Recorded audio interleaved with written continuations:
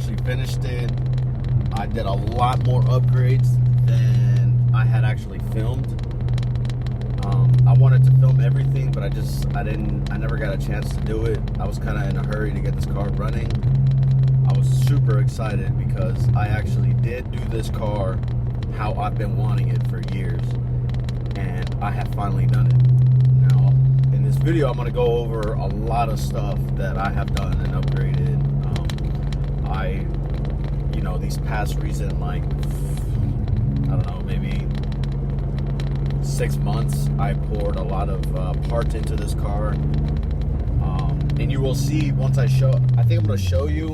I'll probably come tomorrow to the shop. I got a lot of things going on at the shop, so I'll probably come tomorrow, put it on a lift, and start filming it for you guys on what all I've done to the car and everything. Because, man, this car sat for about 2 years before I actually got it running. I had bought an X5, like I said on previous video. I don't have that anymore, sadly. It got totaled out. But hey, it happens. I'll probably end up getting a truck this time. So it's kind of like a blessing in disguise, because not too long after I bought the X5, I wanted to get a truck. I needed to get a truck, mainly. I want to start doing track days on this thing. When I say track days, I mean like time attack. I've really dialed in the suspension on this car. This car does not feel like what I used to drive back when I was like, when I first started with the Franken turbos, because I started on the Franken turbos, and then I went to a DG Autoworks, a single turbo, sold that to my boy Daquan, which we are now partners. He made about 700 on that kit. And then I went back to pure 600s because in the middle of all of that, we were moving shops.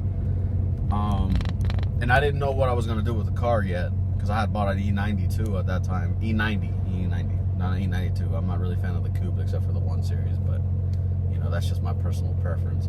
A lot of people do like the coupe, but that's just not my cup of tea. But even though I'm driving a coupe, but it just don't make sense, right?